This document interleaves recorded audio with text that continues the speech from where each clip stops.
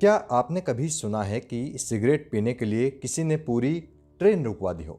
या फिर आपने कभी सुना हो कि सिगरेट की लत किसी इंसान पर इतनी हावी हो सकती है कि उसे एक फिल्म को पूरा देखने के लिए 6 दफ़ा टिकट खरीदकर सिनेमा हॉल में जाना पड़ा हो? करना तो दूर, कोई आम इंसान ऐसी हरकत करने के बारे में सोच भी नहीं सकता। लेकिन आज जिस शख्सियत की कहानी मैं आपको सुनाऊंगा, उसने ये दोनों कारनामे किए हैं। कौन है ये हस्ती? चलिए देख लेते हैं। तो हेलो, सलाम, राम राम। मेरा नाम है निज़ाम और शुरू हो चुकी है किस्सों की शाम। और आज की ये शाम है मल्लिकाए गजल बेगम अख्तर के नाम। भारतीय शास्त्रीय संगीत में जो मुकाम बेगम अख्तर उर्फ अख्तरी बाई ने हासिल किया है, वो कोई और फिर कभी ना कर सका।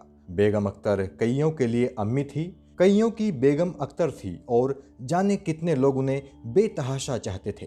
बेगम अख्तर को चाहने वालों में अमीर गरीब का कोई फर्क नहीं था। हर दर्जे के लोग बेगम अख्तर और उनकी गायकी से बेपनाह मोहब्बत किया करते थे।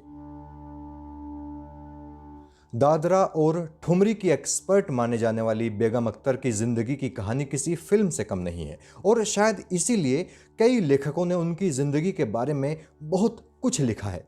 पर इस वीडियो में हम उनकी जिंदगी की कहानी नहीं, बल्कि उनसे जुड़ी कुछ दिलचस्प बातें जानेंगे। 7 अक्टूबर 1914 को बेगम अख्तर का जन्म फैजाबाद में हुआ था।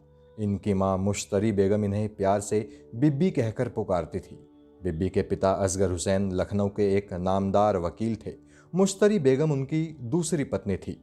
कहा जाता है कि बिब्बी यानी बेगम अख्तर की मां मुश्तरी बेगम पहले एक कोठे पर गाने का काम किया करती थी। वहीं पर उनकी मुलाकात असगर हुसैन से हुई थी। पहले से शादीशुदा असगर हुसैन मुश्तरी बेगम को अपना दिल दे बैठे और उन्होंने मुश्तरी बेगम से शादी कर ली। शादी के 1 साल बाद ही मुश्तरी बेगम ने 2 जुड़वा बेटियों को जन्म दिया। एक थी बिब्बी और दूसरी थी जोहरा। दोनों बच्चियां जब महज 4 साल की थी तो किसी ने इन दोनों को जहरीली मिठाइयां खिला दी। बिब्बी तो किसी तरह बच गई, लेकिन उनकी बहन जोहरा ना बच सकी। बेटी खोने के गम में मुश्तरी बेगम अभी ठीक से उबर भी नहीं पाई थी कि पति असगर हुसैन ने भी उन्हें और उनकी बेटी बिब्बी को छोड़ दिया। मुश्तरी बेगम के लिए जिंदगी बेहद मुश्किल हो गई। बेटी की परवरिश करने में उन्हें परेशानी आने लगी। दूसरी तरफ अख्तरी उर्फ बिब्बी का मन भी पढ़ाई में नहीं लगता था। बिब्बी की दिलचस्पी शेरो शायरी में ज्यादा थी। शुरू में तो मुश्तरी बेगम इसके सख्त खिलाफ थी, लेकिन बाद में वो भी मान गई और फिर शुरू हुआ संगीत की तालीम का बिब्बी का सफर। उस्ताद इमदाद खान और उस्ताद अता मोहम्मद खान इनकी तालीम के सफर के शुरुआती गुरु रहे। बाद में ये कोलकाता आ गई और यहाँ इन्होंने उस्ताद खान, उस्ताद अब्दुल वहीद खान और उस्ताद झंडे खान से इंडियन क्लासिकल म्यूजिक की तालीम हासिल की।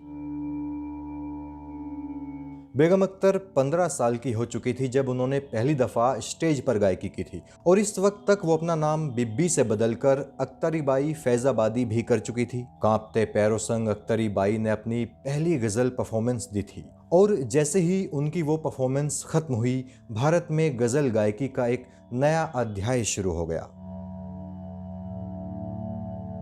ये कहीं से कहीं तक भी तय नहीं था कि अख्तरी बाई कोलकाता में हुए उस प्रोग्राम में गाएंगी। देश के कई दिग्गज कलाकारों ने उस प्रोग्राम में शिरकत की थी। उस्ताद अमान अली खान साहब और उनके नौजवान शागिर्द उस्ताद बिस्मिल्लाह खान भी उस प्रोग्राम में मौजूद थे। प्रोग्राम जब अपने दूसरे हिस्से में पहुंचा तो अचानक आयोजकों के बीच अफरा तफरी मच गई। एक बड़े कलाकार ने ऐन वक्त पर प्रोग्राम में आने से इनकार कर दिया था। आयोजकों को समझ में नहीं आ रहा था कि उस कलाकार की जगह अब किससे गवाया जाए। तब उस्ताद अता मोहम्मद खान ने आयोजकों से कहा कि उनकी एक शागिर्द है, उससे गवा दिया जाए, आगे जो होगा उसका अल्लाह मालिक है। वहीं दूसरी तरफ हॉल में बैठे दर्शकों ने भी शोर मचाना शुरू कर दिया था। आखिरकार लोग टिकट खरीदकर वो प्रोग्राम देखने आए थे। उस्ताद अता मोहम्मद खान के कहने पर कांपती टांगों से अख्तरी बाई फैजाबादी स्टेज पर आई और आंख बंद करके उन्होंने अल्लाह को याद किया। फिर उन्होंने छेड़ा मुमताज बेगम का मशहूर कलाम, तूने बुते हर जाई कुछ ऐसी अदा पाई, तकता है तेरी ओर हर एक तमाशाई। उस हॉल में बैठे लोग अख्तरी बाई की आवाज़ की कशिश के दीवाने हो गए। एक के बाद एक अख्तरी बाई ने 4 गज़लें सुना दी। तालियों की गड़गड़ाहट के साथ जब वो प्रोग्राम खत्म हुआ तो एक महिला अख्तरी बाई के पास आई और बोली, मैं कुछ ही देर के लिए इस प्रोग्राम में आई थी, लेकिन जब तुम्हें सुना तो फिर जाने का मन ही नहीं किया। अब कल तुम मुझे सुनने आना। उस महिला ने अख्तरी बाई को एक साड़ी तोहफे में दी थी। वो महिला थी भारत की स्वर कोकिला सरोजनी नायडू। अख्तरी बाई फैजाबादी को तन्हाई से बड़ा डर लगता था। तन्हाई का उन्हें इतना ज़्यादा खौफ था कि अक्सर वो अपने होटल के कमरे में अकेले ठहरती ही नहीं थी। और कहते हैं लोग कि उन्होंने इस तन्हाई से बचने के लिए शराब और सिगरेट को अपना साथी बना लिया था। कई लोग दावा करते हैं कि वो चेन स्मोकर थी और सिगरेट की इतनी ज़्यादा लत उन्हें लग चुकी थी कि अक्सर रमज़ान में वो रोज़े भी छोड़ देती थी। बेगम अख्तर की सिगरेट की तलब से एक बड़ा ही दिलचस्प किस्सा जुड़ा है। हुआ कुछ यूं कि एक दफ़ा बेगम ट्रेन में सफ़र कर रही थी। सफ़र के दौरान जब सिगरेट ख़त्म हो गई तो बेगम अख्तर टेंशन में आ गई।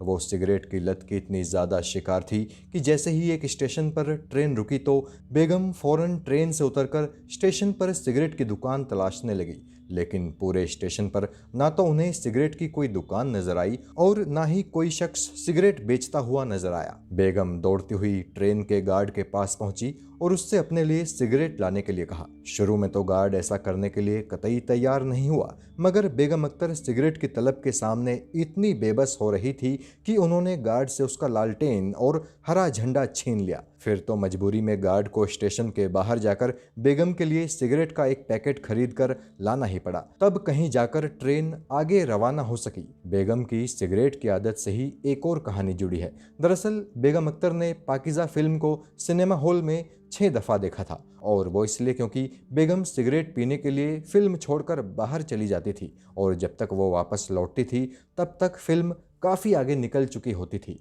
इस दौरान फिल्म के कई सीन्स छूट जाते थे, इसीलिए बेगम ने 6 दफ़ा टिकट खरीदकर पाकीज़ा फिल्म देखी और तब जाकर उनकी ये फिल्म पूरी हुई थी। तो साथियों, ये थी मल्लिकाए गज़ल अनवरी बाई फैज़ाबादी उर्फ बेगम अख्तर की ज़िंदगी से जुड़ी कुछ रोचक कहानियाँ। आपको ये कहानियाँ कैसी लगी आप कमेंट करके हमें बताइएगा ज़रूर, और ऐसी ही दूसरी कहानियाँ देखने के लिए मेरे चैनल को सब्सक्राइब ज़रूर कीजिएगा। नमस्ते, बाय, सलाम, राम राम।